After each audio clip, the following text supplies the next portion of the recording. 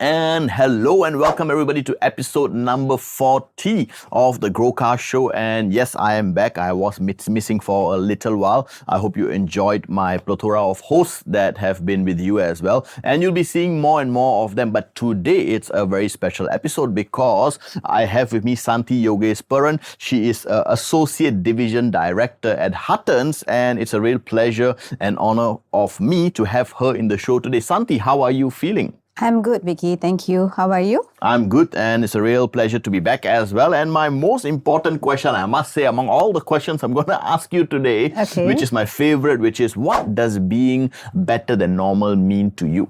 It's a very good question. Better than normal means basically if you're very contented with your daily life and you want to keep going in that flow, then it's fine. But if you want to come out of it and want to be better in your life, you have to come out from your comfort zone and make changes. What kind of changes? Make changes to your environment, to the people around you, and to yourself. By making all these small changes, it's literally like the drops of water that makes an ocean. So each and every steps you take in your life, if you can make yourself, your loved ones, and the environment happy and give back to them, that is being better than normal. I love that. I must say that's one of the best definitions of better than normal that I have heard, and I have heard 40 definitions already now. So that's a very good one, Santhi. And Santhi, maybe I can ask you, what makes you better than normal? I focus in things I want to do better by achieving and growing in all aspects. By being authentic, you establish your identity. Then also you can live up to your beliefs and whatever you want to do in your lives. So that is what I believe in. Very nice. And I know you've got a very interesting journey, but can you share with us, how did you get started in real estate? Okay, starting in real estate is because I'm a mother of 3 children and I need the time flexibility. So, and I love to see houses and buildings. So this has been in me since young. So when I became a homemaker for 10 years, my husband decided that I'm actually closing up. That means my life was revolving around the family and I'm not knowing what's going on outside. So he became quite worried and he told me, hey, go and look for a part-time job. So straight away I jumped into real estate. So for 8 years, I've been a part-time agent. Then when children are much older, I venture into a full-time agent. That's how my journey started. Very nice. And who motivated you to join real estate? Oh, okay. The person is none other than my tall, dark, handsome husband, Yogesparan. He is my strength. He is my motivation. He is my inspiration. He is the pillar behind all my success. And what I am today is crafted by him. I need to meet him as well one day. Haven't had a chance to meet him. Sure. And what were you doing, Santhi, before joining real estate? Before joining real estate, if you talk about before my marriage, I was in the admin, I was in the airline industry and so on and so forth. But after marriage, I was actually working as an admin staff in a private company. Then when the day my firstborn was my last day of job, from there 10 years, I was a housewife, literally looking after my 3 children. So that was what I was doing, being a homemaker, managing household affairs, while my husband was doing his MBA at that time. So everything I was also taking care, so he doesn't have any stress. So that's my fulfillment for the last 10 years as a housewife. And how old are the kids now? So you've got 3 kids, you said? My 3 children, I have 2 boys and 1 girl. The elder one is 27. The second one is 24 and my girl is 22. So 27, 24, 22. Yes. Very good age gap between them as well. Yeah. How is their relationship with each other since the age gap? It's quite a short age gap, right? Actually, my elder one if you look at my elder one is 27, my second one is 24. It's about 3 years gap. And my daughter and my second one and my daughter is about 2 years gap. So the bonding has always been there because like I said, as a homemaker, I make sure that they look out for each other. And at the same time, there's no difference between the favoritism, like elder one comes first and I prefer the last one, center one being left out. No, I'm never that kind. We were never that kind of parents. So everything is equal. So that shows that,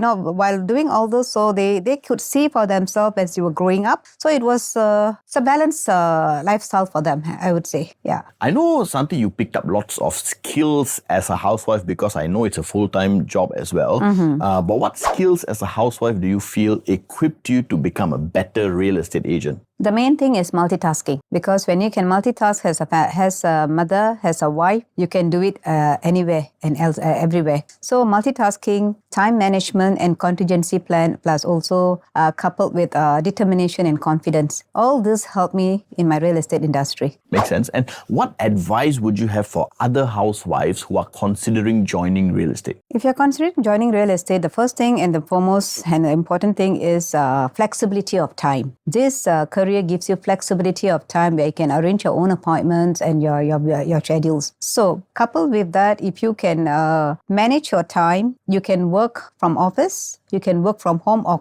from anywhere. So with all this, with setting your priority right, I think these jobs will do best for any housewives. Santhi, how difficult was it for you as a female agent and also as an Indian agent when you were starting out way back in 2006? Okay, in that era, you can't see many female agents. It's most of it you'll see the male agents out there. But being a female and an Indian agent, to me, it's very subjective because as a person, I'm very a people's person, and I mingle very well. I can interact very well, and also that personality did not hinder these two subjects, like what you just told, being a female agent and being an Indian agent. So with that flow, I didn't have any problem in this industry.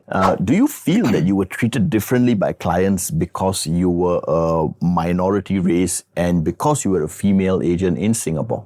I did not face such issues. Reason behind is first thing, I carry myself very well, and also I try to manage situations. If I come across a person who's as a Chinese-speaking client, I will rope in my team, one of them who is Chinese, and I will get them to handle the situation. So by doing such actions, it did not hinder in any form in terms of interacting with other races or other races clients. Makes sense. And how many real estate companies have you been an agent for? In my 18 years of career, I would say 3. CHR was my first company, followed by Huttons. Then I went to Propnex and I came back to Huttons. Okay. And what made you come back to Huttons? Huttons has this environment where you feel like a family. It's like literally like a family business. When you come there, you feel very welcome and the ambience is good.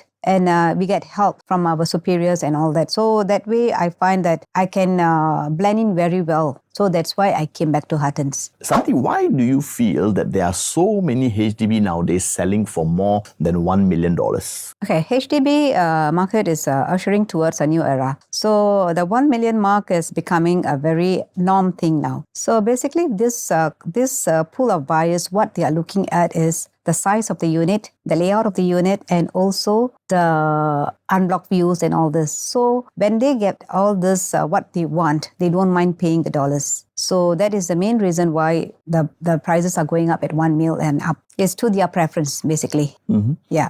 Do you feel that HDBs will still be affordable for Gen Z in the next 10 years' time? If you consider the price over income ratio, HDB will still be affordable. With the budget, in 2023, they announced like the grants will be higher, and also for the BTOs and all that, the subsidies will be a better thing. So based on that, I believe that Gen Zs will be able to afford HDB in time to come. Okay. And do you feel that the government in Singapore generally is doing enough to take care of the future generation? I believe so, because when always there's a price hike in the property trend, they quickly come in with measures. That itself speaks that government is looking after us. And that was part 1 of the GrowCast Show, and we are back with part 2, and we've got a change of attire, looking fresh, looking new, and I've got a series specially lined up for Santhi, and the series is called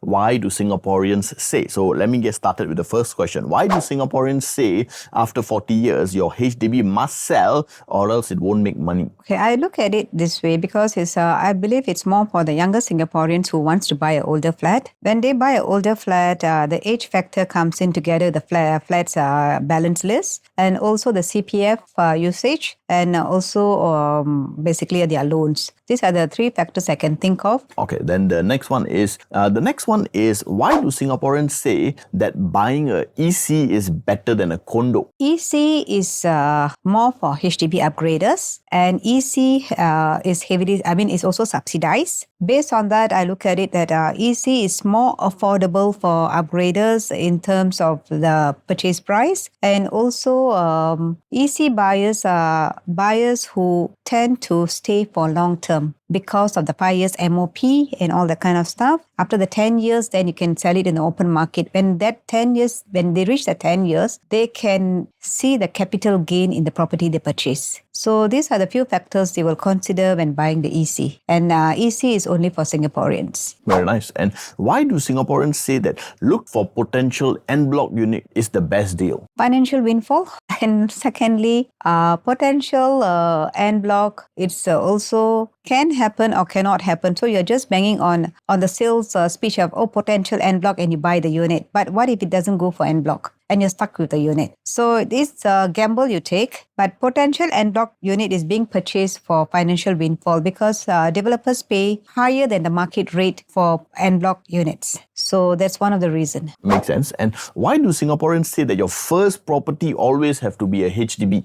This I come across within my own circle. They said, my son has to buy a HDB as a first property. Then my next question, why? When he has the affordability to buy a condo, why are you stopping? Then her answer is, no, because HDB is a must for the first property. I said, don't be an old-timer. Always think that HDB is a must. HDB is why they say that HDB, first property has to be HDB. Reason behind is of the subsidies they are getting and also the grants, first-time grants. It's because of that their loans will be reduced and all that kind of stuff. And in terms of cash outlay, they don't have to come out high, whereby private properties are the way around. So, but my question is, if you can afford a private property, why don't you go for it? So don't have the old mindset that first property has to be HDB. If you have the affordability, go for it. Makes sense. So it's a matter of affordability, am I correct? Yeah, correct. Nice. And why do Singaporeans say that HDB loan is safer than bank loan? HDB loan is a fixed loan, which is at 2.6, whereby bank loans varies based on the market. So HDB, if you default on the loan, they don't repo your flat immediately. They don't take actions immediately. Whereby bank loans, if you don't pay, the foreclosure is very soon. And HDB loan is very stable and it's much safer to take. And why do Singaporeans say now the property market is too high? Wait for it to drop. You cannot time the market at any point of time. If you're ready and you find a property you like, go for it. Don't bang on, market will drop, or interest rate will drop. No, don't bang on all this. If you like a property, go for it. Never time the market. Just go with your heart and go and buy the property you like. Because you may not, once the price drop, you will have more competitions and all that. So you may not find the property you want to buy. I know, Santhi, you mentioned that you will be in the core team for Chuan Park, right? So let's talk a little bit about Chuan Park in particular. Sounds good?